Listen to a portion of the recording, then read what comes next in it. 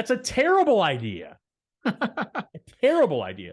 Because Okay. what you'll end up with was 650 pictures, and you'll still have no recollection of what client you were thinking of, what booth you were in, what application you were going to use for the promotional product, what the purpose of it was.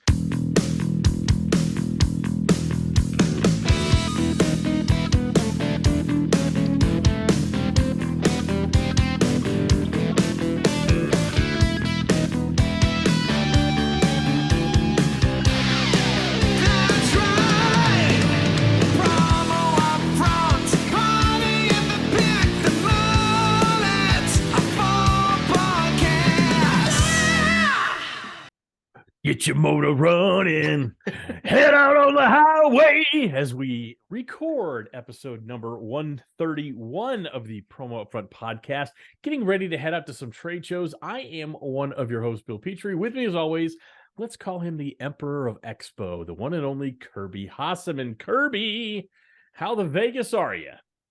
I'm doing well, getting ready. Like you kind of mentioned, getting ready. And it is. So you're getting ready? It's a different expo this year for a lot of different reasons. Yeah, I think I'm starting to get ready. I'm not ready, but yeah, it's a different expo for me this year. And so, I'm probably going to be, looking for advice from you. And so, yeah, I'm doing ready. I'm doing well, getting ready. How about you? Do we need to start over? I think we should start over. That just sounds so clunky. Let's start over. Or do we keep going? All right, we can start over. That's fine. No, let's keep going.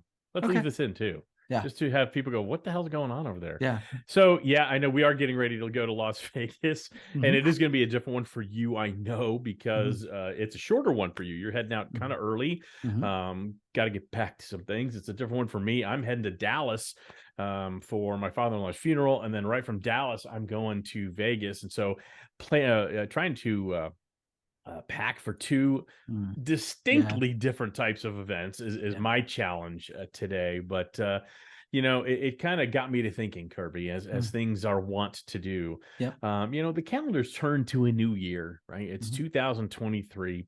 And many distributors are starting to think about the merchandise that truly is going to captivate the hearts and the minds of their clients.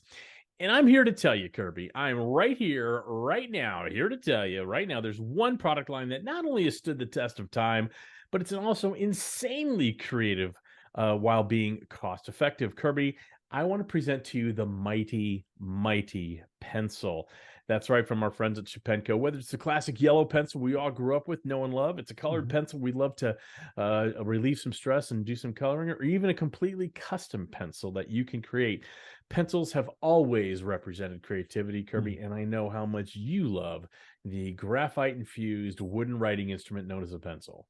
Yeah, I actually, obviously the standard pencil is tried and true, and it's funny to me. I think that I talk about this all the time, the idea of the mechanical pencil too, which I know Shepenko has, and it's like if that is one of those things I think people don't think about all the time, but it's one of those that people hand out pens, which are great, but one of the ways to stand out is do something different, and a pencil of any kind stands out. 100%. You're spot on, Kirby. And I don't know if you know this, but Shepenko is celebrating their 90th year in business, Kirby. Wow. That's right. They were founded in 1933 and continue to be a fourth generation family-owned and operated company that still sells exclusively to promotional products distributors. You don't stay in business that long without doing things the right way, Kirby, and that's doing what they say all the time, delivering quality merchandise at a fair price, going the extra mile for their distributor partners, and truly caring about the success of your clients. They really do care about that. So let's be honest, those attributes just don't happen organically. They are written down probably with a pencil, I'm guessing, to help them become Shepenko's reality. And remember, you and I always say this, an idea doesn't exist until you write it down, and pencils are the perfect vehicle to document and refine that next amazing idea for your client. So head over to shepenko.com to get started on your next project, or if you're attending the PPAI Expo next week in Las Vegas, visit them in person at their booth 5405. You're not going to be sorry you did. All right, Kirby, you've got the upfront section of the podcast today. What are we going to promo about? Well, I think it's one of the things that threw me off at first, because my first topic was going to be talk about Vegas and getting ready for Vegas. And so that's what we're going to talk about. So you mentioned, you are going through a challenging time to even get there. And so I know it's getting ready for the event is different for you this year, for sure. It's different for me because I'm living out of a lot of boxes. So I actually, when I say I'm looking around getting ready, I don't think you and I've talked about this. Literally, I'm in my office now. Over top of my monitor, I'm looking, and it's half my wardrobe hanging there, including blazers, my wife's wedding dress, all in my office. It makes in-office meetings super weird, but it's also going to make getting ready for the event weird, and travel and all that sort of thing. But rather than focus on that, I wanted to focus on the things that I'm most excited about in Vegas. And great. For me, that looks a little different. And so I wanted to ask you maybe the one thing, the two things, or three things that you are most excited about for Vegas this year. I've prepared a little bit, and I'm blindsiding you. So if you want me to go first, I can. But the one thing, two things, or whatever it is that you're most excited about Expo this year. I'll go ahead and go. I think the one thing when I'm asked that question again, we go with our first responses, our gut instinct. The first thing I think of, Kirby, is reconnection. Last year, Vegas was a little weird last year because we had that big surge of COVID. So everybody's masked up everywhere they go. And it just felt weird and different. And I think it's going to feel it's still going to feel different, I think, and that's okay. But I think it's going to be a moment of reconnection for a lot of people. You see that smiling face across the hall, maybe a few more handshakes, maybe even a hug here and there. So I think number one, I'm looking forward to is reconnecting. As far as specific events, I always look forward to the Promo Kitchen Mixer. I'll do a swim through there. And then, myself and a couple other service providers are putting on an invitation only networking event called the Outliers Ball. It's with us, Brand of Eight, Promo Pulse, Promocations, and our good friends at Soapbox. I'm looking forward to that. So I think that'll be a good time as well.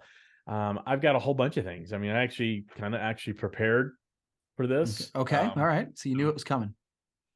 I think the other thing I'm also looking forward to, Kirby, and I think you are too. You and I are doing some education on Monday, and I'm super excited about my session. I'm really excited about yours as well. Mine is Own the Brand to Own the Business, where I'm going to really walk people through a blueprint of exactly how to start being an indispensable resource for your brand, as opposed to a person who just gets products with logos on them. So you can differently by your clients. And that's at 12:45 in Breakers E.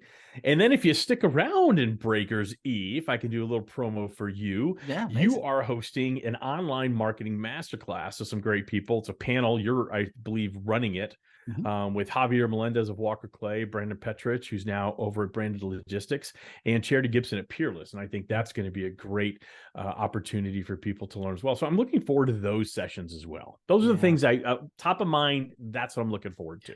Yeah, I think, and by the way, thanks for the shout out. That's really cool. I appreciate that. Because when you started breaking out your Breakers E and all the details, I was like, oh man, I'm going to need to go find that really quick. So thank you for doing that for me. You bet. Just hang out in Breakers E. Give you all the information you need to know. That's right. So I would say our Monday sessions, both of ours, I'm looking forward to that. Monday's actually the one day that I have a little bit of window that's not pre-scheduled. So I'm excited to go and find some education that's hitting me that day. That is actually one of the things. Tuesday, I've got a ton of speaking sessions. I think I'm counting Promo UPFront, which we're doing at live podcast at the Evans booth. So 1:00 Pacific at the Evans booth. And their booth, I don't know it off the top of my head. I think I'll look it up. Go ahead. While you're talking, I'll look it up. Yeah. So I'm doing a live DMJ at Promo Corner. I'm doing that with you, which I'm very excited about that.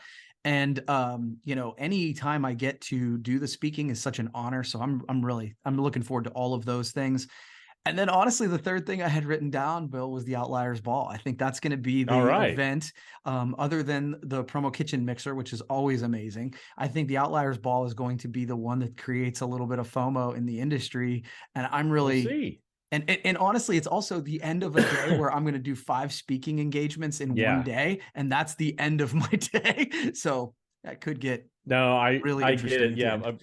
I get it. So Monday, you and I are both speaking at Breakers E. I'm at 12:45. You with your panels at 4:30. Yep. Just give her that's Pacific time. Yep. And then Tuesday, I know you have a little section in the PPAI Fishbowl. I do as well. Yep. I think mine's at 2:00. I don't. When is yours? When is your little? That's I think okay. 11. Kirby doesn't know his own schedule yet. That's yeah, okay. No. Yeah, that's right. So I'm at 2:00. And then, but at 1:00 Pacific, we are speaking or you're doing our podcast live from the Evans booth. And I did look that up, and that's 3513. I do believe. Let me double check. Yes, 3513. And then the Outliers Ball that evening. So it'll be a good time. Yeah. It'll be a good time.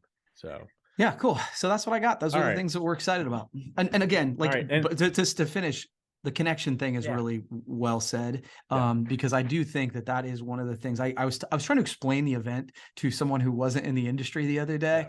And I said, we've talked about this before, that our quote unquote competitors from all over the country are going to be there. And it really does feel like a class reunion of sorts every year. And I so look forward to that. And so I'm looking forward to that too.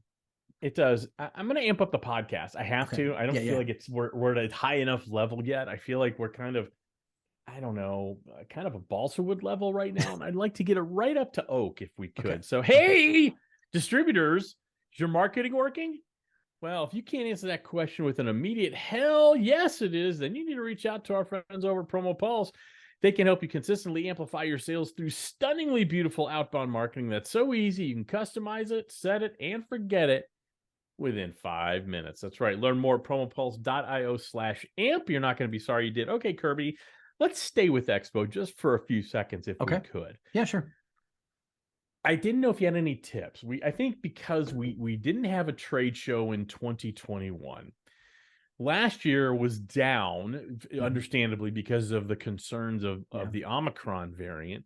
So for a lot of people who've been in the industry already 3 years, this may be their first Expo. Yep. I didn't know if you had any tips and tricks for anybody. I do. If you want me to go ahead and go through mine, but if you have some, I'll give you a couple off the top of my head, and then when you go through yours, it may spark a couple. Sure. The ones that I give all the time are similar. So number one, hydrate. Yep. I joke that I got that advice from a bus driver. He was on the microphone saying everybody needs to drink heavily, and then he's like, water. For many of us, you're going to be flying all day. You're going to be dehydrated. It's a desert. Get some water in you before you hydrate with other things. Number two, comfortable shoes. It's funny, like you do a great job of packing shoes. I have done Vegas with one pair of shoes many times. And honestly, this year I'm like trying to plan it out. Also trying to find out where my shoes are. But I'm going to take a couple different pair this year to try and make sure that I'm ready for that. And then really one of the things I'm doing a better job of this year than I have in the past because of the necessity is I really am planning it better. I know I don't have all my stuff in front of me right now, but I've got a plan of where I'm going to try and be at most times, which I know you generally do a better job of that than me. And I'm actually really working to try and set up the schedule. This is something I struggle with every year, Bill, is setting it now, like in East Coast time, so that when the calendar updates, it's at the right time. I've had both success and failure at doing that. And so have that plan and try and be as scheduled. So those would be my three off the top of my head. Yeah, scheduling electronically is always a moving target when you're moving 2 to 3 time zones. I've also experienced dramatic success and also incredible failure with that. So I always have a backup plan. I always actually print it out on a piece of paper. And then when I get to Vegas, everything syncs up. I say, okay, does this look right? Cool. Then the paper goes away. If they don't sync up, then I keep the paper. Plan. That's the number one thing on my list. Don't just wander into that hallway. It's not a rectangular hallway. It's L-shaped. There are aisles going different ways. It gets very overwhelming very quickly if you've never been there before. So make a plan of the suppliers you want to see, why you want to see them, and then plot out a map so you're not walking all across the place. You're going to do enough walking as it is. So plan that out. Number two, don't ask suppliers what's new. That's a lazy question. Ask them what's selling. Ask them what is selling. They'll tell you what's new. Trust me. That's what they're there to do. You don't have to ask them. But by asking them, hey, what's really selling for you guys and what industries are really using this? It will help you as a distributor really understand the purpose of that trade show, which beyond the reconnection and all that, it's an industry where we're all pretty good friends, which is kind of cool. But it will actually help you think in terms of your business. The number 3, as you're going around, a lot of people will take pictures. So I go, oh, I want a picture of that so I remember which client to use it for. That's a terrible idea. A terrible idea. Because what you'll end up with is 650 pictures, and you'll still have no recollection of what client you were thinking of, what booth you were in, what application you were going to use for the promotional product, what the purpose of it was. So instead, you have a video function on your phone. Take a video of the product and talk into the microphone. This is for client X. Here's why I think it would work, and so on and so forth. That way you're kind of doing a video note to yourself to really remember, because trust me, your brain's going to be dead by the end of the week. That's really good. So go ahead. You got one you want to add, please? Well, no, I actually had some comments to what you're saying. So just go ahead and keep going. No, go ahead. Comment. So the what's selling question, I love that. I've not heard that before. I think that's really good. It actually does remind me, I want to give a shout out to somebody who said this before. So I was in a training with Greg Musillo years ago, and he said kind of a similar concept to say, don't ask what's new or what's whatever hot. He said, walk up to a supplier and say, what could I create a $50,000 order from today? And again, very Greg Musillo question. Right. And I think that's good. It makes you think about it differently. And I think that's good. And then the other tip I'd heard about this, and I really like the video thing that you're saying, because that resonates with me.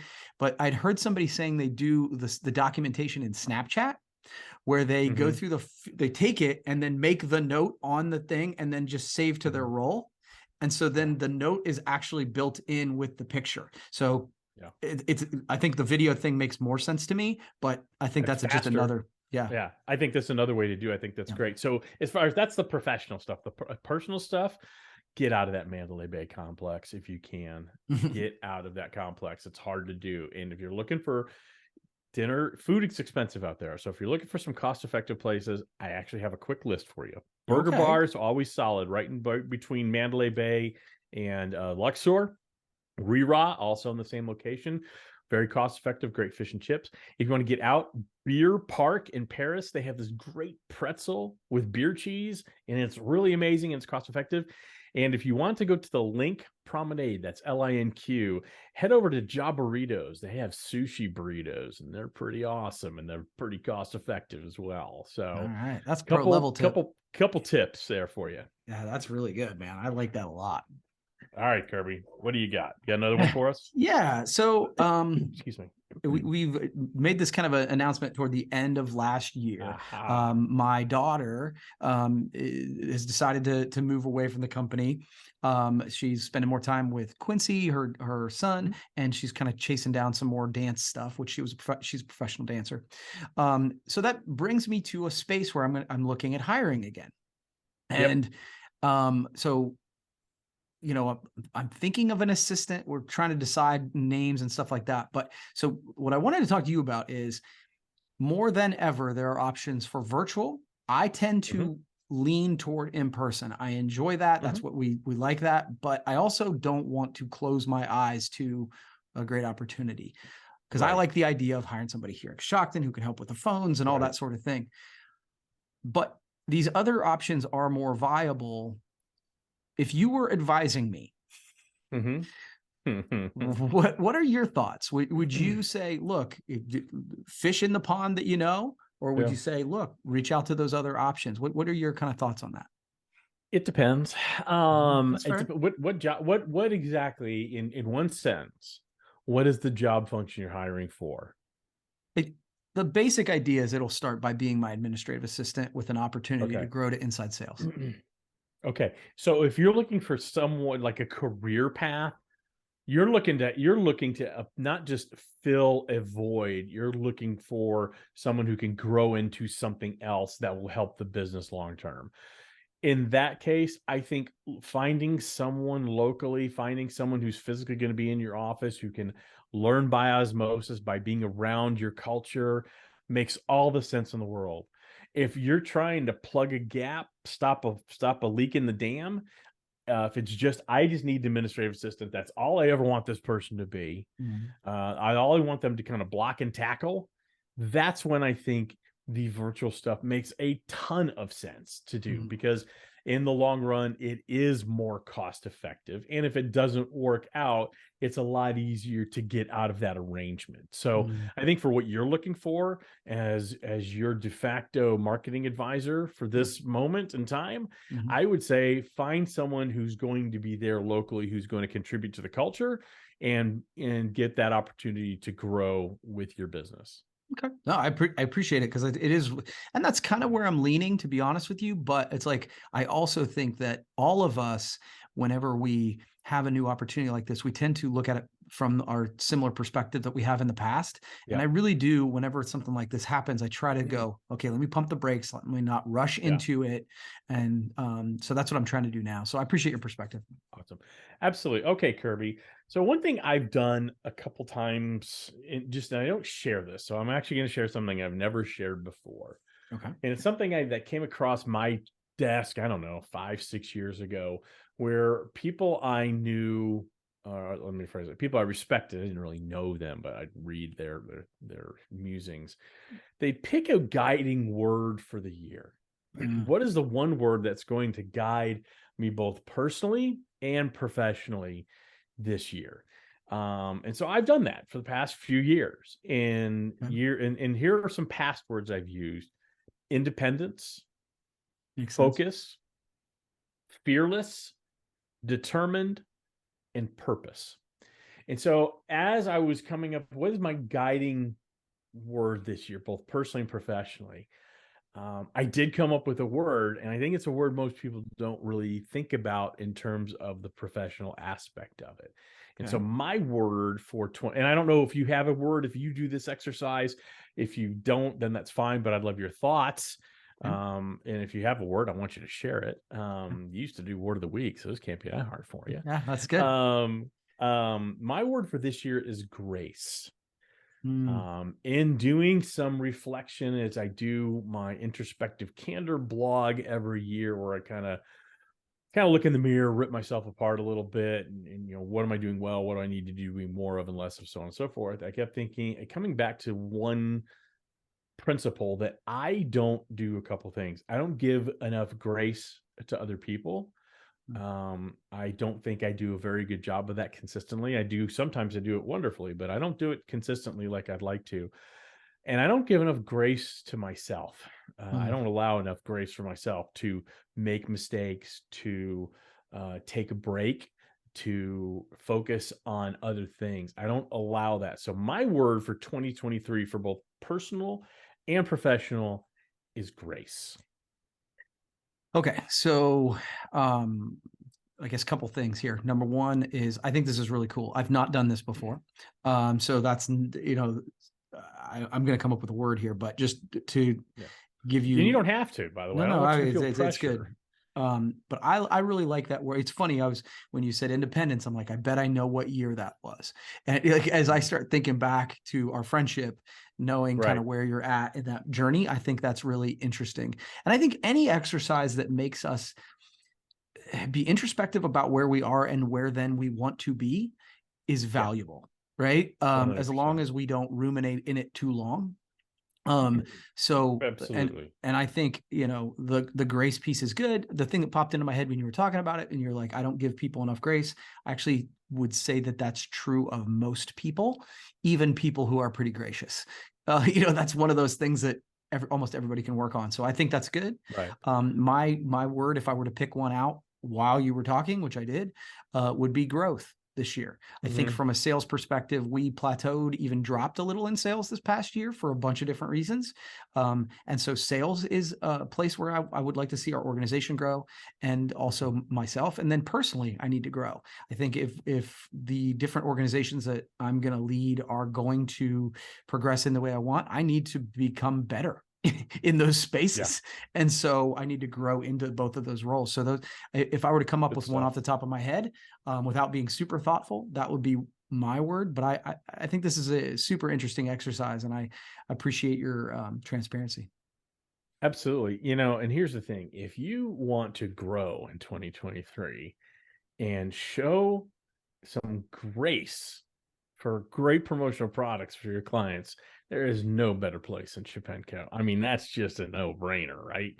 I mean, they've been in business for 90 years. You don't do that. You're not a fourth generation family run business without doing things consistently the right way. Yeah. And they do. Great people over there. They care about the success of your business. And honestly, there's something still very elegant and classic about a pencil as a promotional product. It's cost effective, it's valued, it's used, and it is remembered. So if you want to grow your business and have some of that grace, head over to our friends over at shepenko.com. But if you're going to be in Vegas next week, stop by their booth.